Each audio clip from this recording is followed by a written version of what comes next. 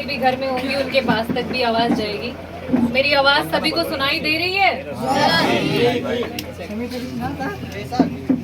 सही बताया कि ये जो चुनाव है ये संविधान बचाने का चुनाव है।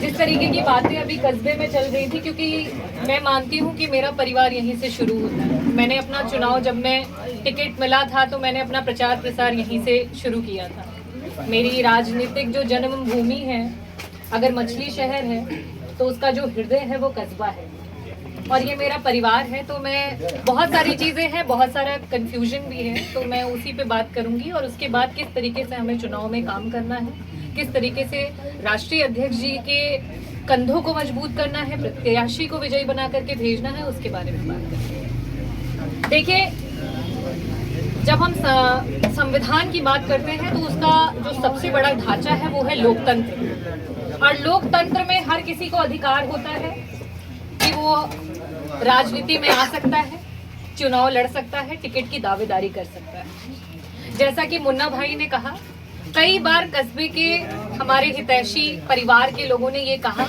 कि नहीं, आप सदन में हम लोगों के बारे में बातें करती हैं। बहुत कम की इतनी हिम्मत होती है कि आज हम 100 हैं और वो 300 से ऊपर हैं, उसके बावजूद भी उनके सीएम, डिप्टी सीएम और उनकी पूरी पार्टी के सामने आप खड़ी होकर के आज माइनॉरिटी की बात करती हैं, महिलाओं की बात करती हैं, दलितों की बात करती हैं, बेरोजगारी की बात करती है, हमारे युवा भाइयों की, हमारे साथियों की बात करती हैं। इसके लिए बहुत हिम्मत चाहिए।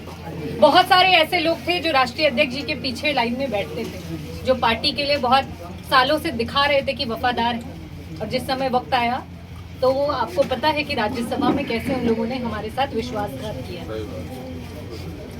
तो लोकतंत्र के नाते मुझे भी अधिकार था, और मैंने राष्ट्रीय अध्यक्ष जी से और आदरणीय डिम्पल भाभी से ये कहा था कि देखिए, जिस तरीके से हम पीडीए की बात कर रहे हैं, दलितों की बात कर रहे हैं, तो दलितों में जिस तरीके से एक पासी समाज है, वैसे ही एक खटिक समाज भी है।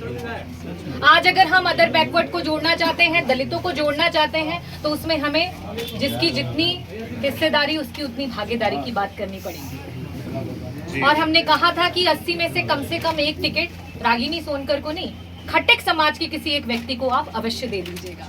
और ये बात इसलिए कही थी क्योंकि भारतीय जनता पार्टी ने 3 टिकट दी है इस समाज के लोगों को, उत्तर प्रदेश में, बाकी देश में भी दी, अलग अलग जगहों। तो जब ये बातें हुई तो इसमें ये निष्कर्ष निकला था कि अगर वहां से बीपी सरोज लड़ेंगे तो हम यहाँ से सरोज प्रत्याशी नहीं देंगे। और यहाँ तक कि सबको पता है, ये चर्चाएं चल रही थी कि बीपी सरोज जी का टिकट कटेगा क्योंकि उनका बहुत विरोध है।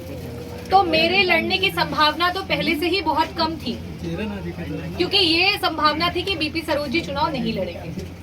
मैंने अगर टिकट के लिए बात की थी तो सिर्फ अपने समाज के लिए कही थी, क्योंकि मैं पीडीए को मजबूत करना चाहती थी, राष्ट्रीय अध्यक्ष जी के कंधों को मजबूत करना चाहती थी, समाजवादी पार्टी को मजबूत करना चाहती थी। उसमें बाद में ये किसी कारणवश वो निष्कर्ष निकला कि जब 27 का चुनाव आएगा तब खटिक समाज को उसमें नंबर ऑफ सीट्स बढ़ाई जाएगी और भागीदारी को बढ़ाया जाएगा। उसमें बात हुई और वो वहीं खत्म हो गई।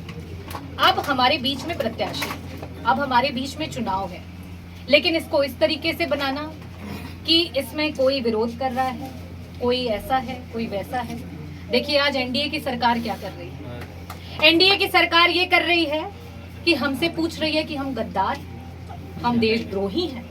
और वही चीज अगर आप अपने व्यक्ति से पूछने लगेंगे कि अरे तुम गद्दार हो, तो आप बताइए, आज एनडीए आपको गद्दार बना रही है और आप आपस में लड़ने लगेंगे तो हम कैसे लड़ पाएंगे? उनसे लड़ पाएंगे हम?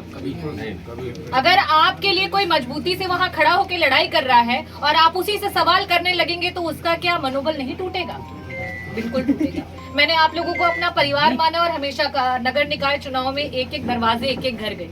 हाँ, नगर निकाय चुनाव में अलग होता है, वहाँ आपके कई सारे व्यक्तिगत चीजें भी होती हैं, उसको मैं मानती हूँ।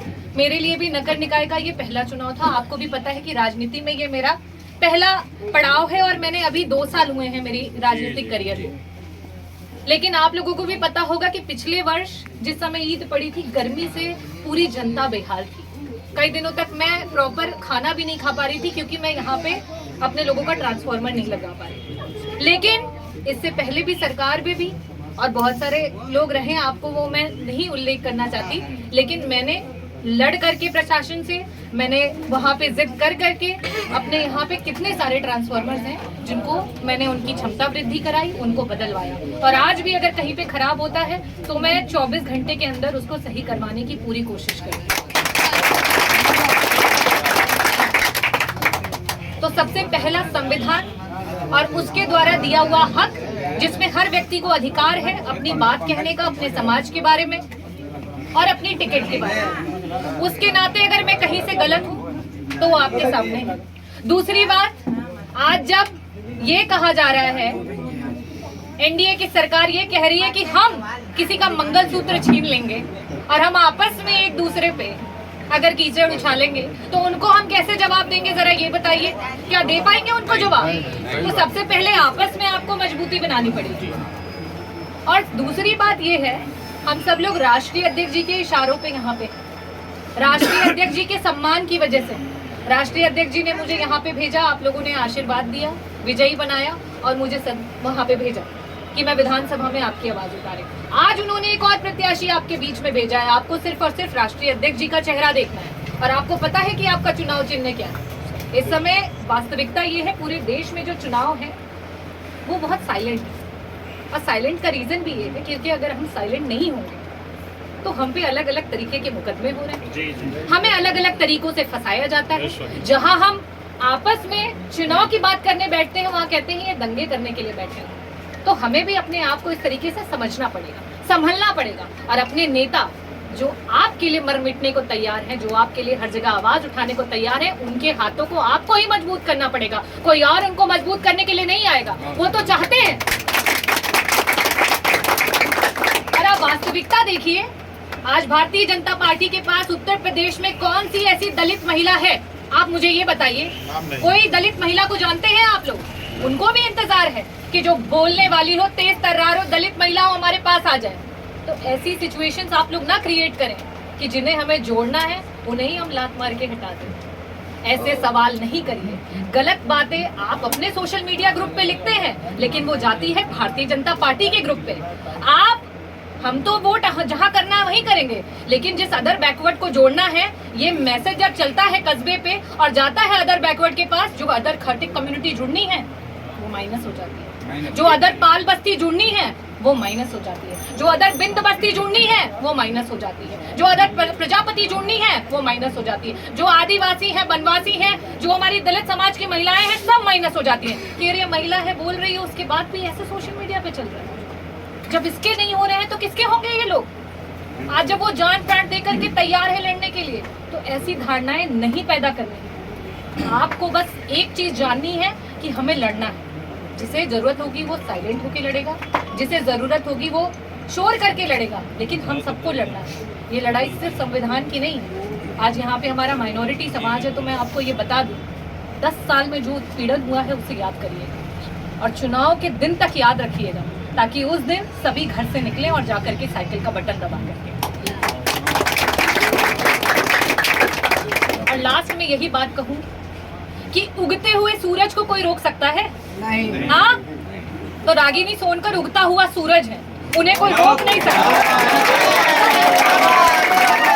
और दूसरी बात ये भी कहना चाहती हूँ कि जो जितना बड़ा होता है व्यक्तित्व, उतना ही दयालु होता है। एक सूरज भी उगता है, पूरे ब्रह्मांड को रोशनी देता है, लेकिन शाम को वो झुकता है, ढलता है। तो ये बड़े व्यक्तित्व की पहचान होती है कि आपको हमेशा सबका सम्मान व्यक्त करना है, चाहे आप कितने बड़े ओहदे पे पहुंच जाएं, चाहे आप सांसद बन जाएं, मिनिस्टर बन जाएं, चाहे आप कुछ भी बन जाएं। और मैं मछली शहर को आश्वासन देती हूँ, ये मेरी राजनीतिक जन्मभूमि है, आप मेरा परिवार है, मैं आपकी हमेशा हितैषी रहूंगी। और चाहे मैं मरण सेज पे ही क्यों ना हूं, लेकिन अगर मेरे लोगों को जरूरत पड़ेगी तो मैं आपके लिए खड़ी रहूंगी। रागिनी सोनकर जिंदाबाद, जिंदाबाद, रागिनी सोनकर जिंदाबाद। और ये सिचुएशन सिर्फ एनडीए क्रिएट कर सकती है कि एक हिंदू का हाथ काट के और एक मुस्लिम का हाथ काट के देख लो कि दोनों का खून लाल है कि नहीं है। और ये सिर्फ भारतीय जनता पार्टी कर सकती है कि एक दलित का हाथ काट के देख लो और एक बैकवर्ड का हाथ काट के देख लो कि खून का रंग लाल है कि नहीं। तो ऐसी स्थितियां हमें नहीं पैदा करनी है। जो वो कर रहे हैं वही हम करेंगे, तो उनमें हम में अंतर क्या रह जाएगा? हमें है आपस में एक दूसरे को जोड़ करके आपस में एक साथ रहे, एकजुटता के साथ रहे, किसी पे लांछन नहीं लगाना। और जो राष्ट्रीय नेतृत्व का फैसला है उस पर हमें आगे बढ़ना है। और देखिए, ऐसा नहीं है कि उगते हुए सूरज को मौके नहीं मिलते हैं। मैं आप लोगों को आश्वस्त करती हूँ, आगे एक मौका आएगा और ऐसी सिचुएशन आएगी कि आप लोग देखेंगे कि पार्लियामेंट में भी हमारे माइनॉरिटी समाज की आवाज़ जो है डॉक्टर रागिनी सोनकर बुलंदी से उठेगी।